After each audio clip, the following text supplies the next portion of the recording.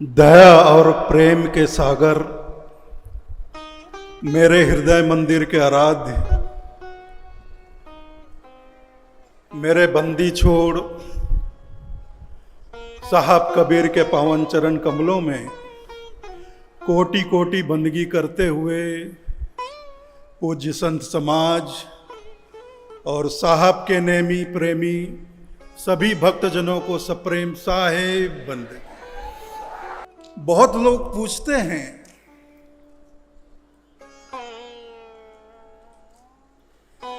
कबीर पंथ क्या है, कबीर पंथ क्या है।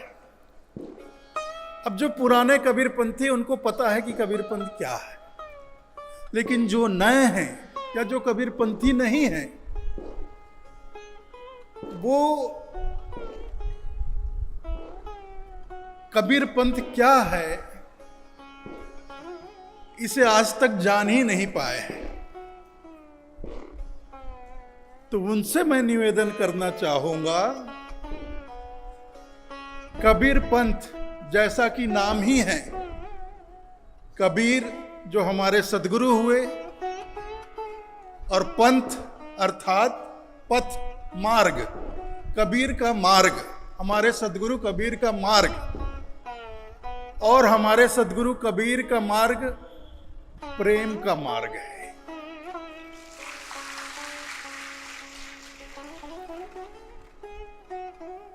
सदगुरु कबीर साहब ने विश्व मानव को केवल 2.5 अक्षर का पाठ पढ़ाया। उन्होंने ना पोथी पढ़ाया, ना पुराण पढ़ाया, ना शास्त्र पढ़ाया।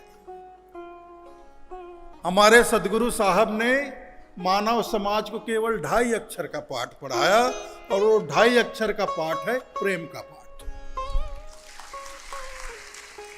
हमारे सदगुरु कबीर कहते हैं, पोथी पढ़ पढ़ जगमुआ, पंडित भया न कोय, 2.5 अक्षर प्रेम का पढ़े सो पंडित।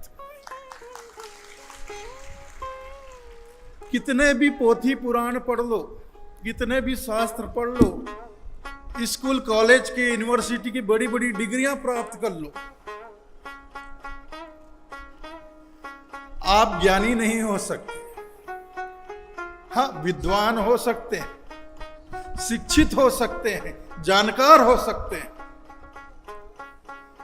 लेकिन ज्ञानी होना बिल्कुल अलग बात है। ज्ञानी आप उस दिन होते हैं जिस दिन आपके हृदय में प्रेम जागता है, जिस दिन आप प्रेम के पाठ को पढ़ लेते हैं, जिस दिन आपके हृदय में संपूर्ण प्रकृति के प्रति प्रेम जाग जाता है। सिर्फ अपनों के लिए नहीं, अपने कुटुंब परिवार के लिए नहीं, सिर्फ अपने बच्चों के लिए नहीं, सिर्फ अपने मित्रों के लिए नहीं, संपूर्ण प्रकृति के लिए, संपूर्ण मानव समाज के लिए, समस्त पशु पक्षियों के लिए, और प्रकृति अर्थात पर्यावरण के लिए हमारे हृदय में प्रेम हो, नदी नालों के लिए हमारे हृदय में प्रेम हो। हम सबका सम्मान करना सीखें। देखिए, सूर्योदय होता है, ये हमारे भारत देश की महान संस्कृति है। सूर्योदय होता है तो हमारे देश की संस्कृति के अनुसार लाखों करोड़ों लोग सूर्य नमस्कार करते हैं। सूर्य देवता जब प्रकट होते हैं, उदय होते हैं, करोड़ों लोग उन्हें सूर्य नमस्कार करते हैं, प्रणाम करते हैं। नदी में जाकर नदी को प्रणाम करते हैं, नदी में डुबकी लगाकर अपने को धन्य समझते हैं, नदी को एक देवी के स्वरूप में पूजते हैं, एक मां के स्वरूप में पूजते हैं। और कम से कम मुझे किसी भी नदी को देवी मानने में या माता मानने में कभी भी संकोच नहीं हुआ। क्यों संकोच नहीं हुआ ये भी सुन लीजिए। नदी क्या है? नदी एक जल की धारा है, और केवल जल की धारा नहीं है। नदी जो है वो जल की धारा के साथ साथ इस प्रकृति में जीवन की धारा भी है। वो समस्त प्रकृति को जीवन प्रदान करती है, ना सिर्फ वृक्षों को, पेड़ पौधों को, पशु पक्षियों को, मानव समाज को, इस धरती पर जितने पशु पक्षी हैं सबको जीवन प्रदान करती है। तो जो जीवन प्रदान करती है वही तो मां कहलाती है। तो नदियां जो होती है वो केवल जल की धारा नहीं होती, वो जीवन धारा होती है, और जिससे जीवन मिलता है वो हमारी मां के स्वरूप में है, वो हमारी माता है। इसलिए मुझे अपने जीवन में किसी भी नदी को माता स्वीकार करने में कभी संकोच नहीं हुआ।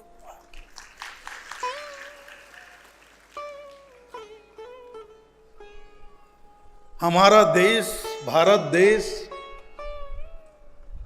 और इस देश की संस्कृति, हमारी परंपराएं, हमारी सभ्यता, हमारे रीति रिवाज बहुत महान है।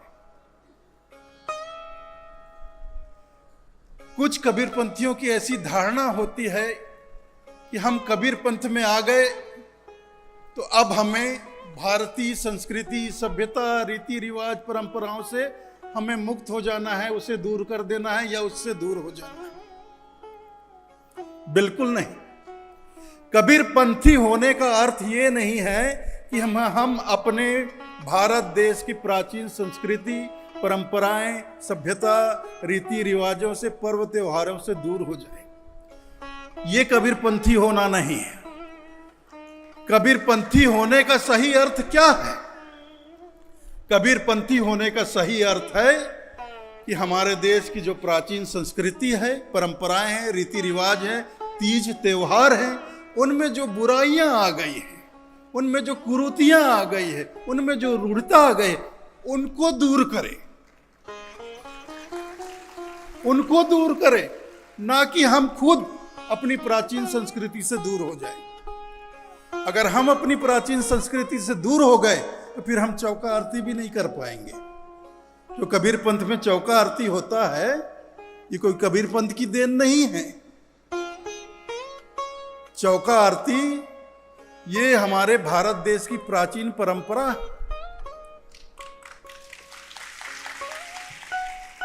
किसी भी मंगल पर्व पर या मंगल अवसर पर, शुभ अवसर पर चौक पूरना, कलश जलाना, आरती, दीप आरती जलाना, श्रीफल नारियल भेंट करना, फूल पत्ती अर्पण करना, मेवा विष्टान अर्पण करना, ये क्या कबीर पंथ ने शुरू किया? कबीर पंथ से पहले क्या ये देश में, भारत देश में ये सब नहीं होता था? ये तो हजारों साल से होता आ रहा है हमारे देश में। तो चौका आरती क्या है? चौका आरती कबीर पंथ में हम बोलते हैं ये गुरु पूजा का विधान है। ठीक है, ये गुरु पूजा का विधान है, लेकिन ये विधान में तो सारा हमारे देश की प्राचीन संस्कृति के अनुरूप ही है।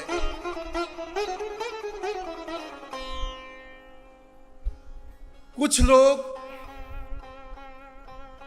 हमारे कबीरपंथी लोग, कुछ चीजों पर आपत्ति भी प्रकट करते हैं, उठाते हैं, सवाल उठाते हैं, प्रश्न उठाते हैं कि हम कबीरपंथी हैं, हम देवी देवताओं की पूजा क्यों करें? सूर्य भी तो देवता है भाई, तो ठंड लगती तो काहे धूप में जाकर बैठते हो?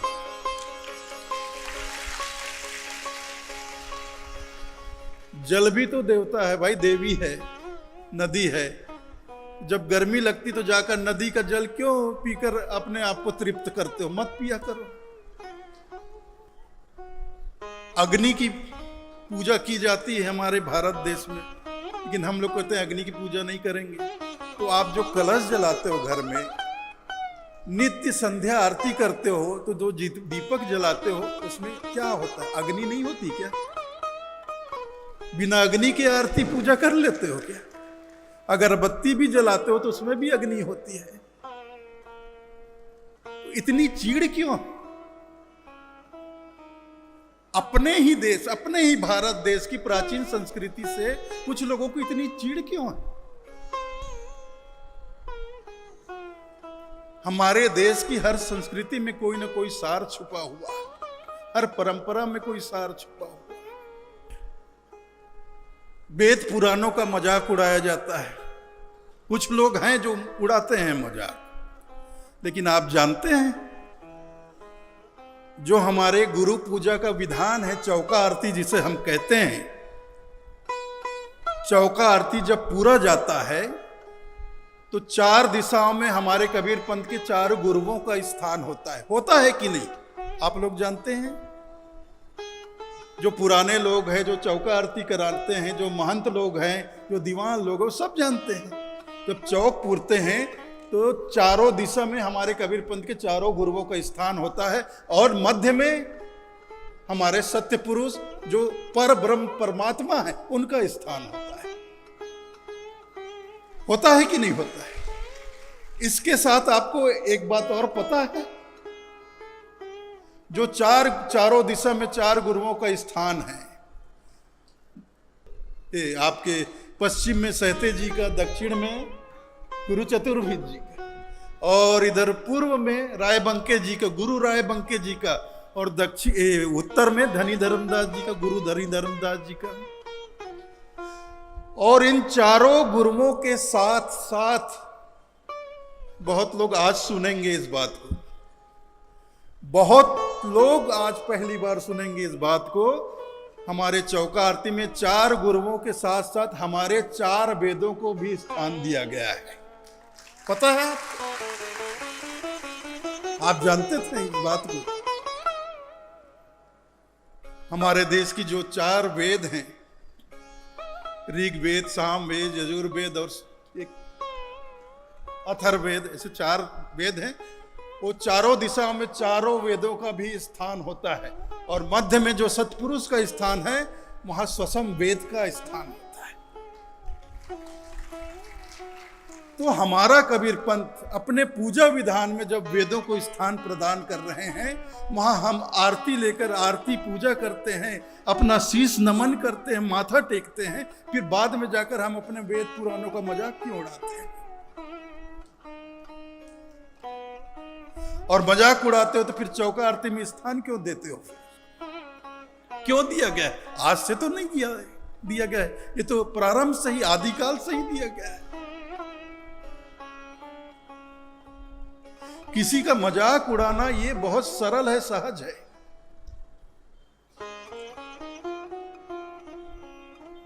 किसी का अपमान करना बहुत सरल है, सहज है। लेकिन एक बात कभी मत भूलना, जब आप किसी का अपमान कर रहे होते हो तो वास्तव में उस समय आप अपना सम्मान खो रहे होते हो।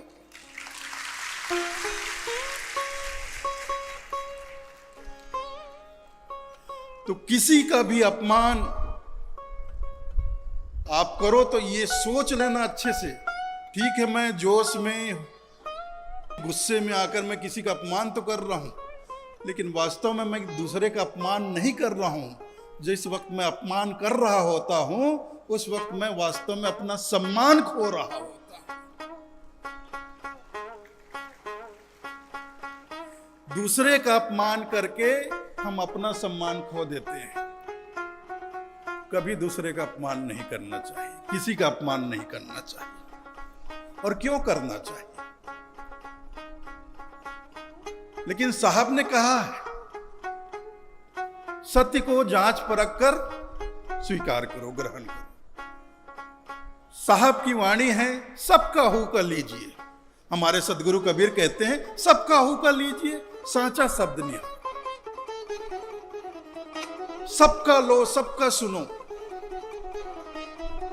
सबको देखो, सबके दर्शन को जाओ।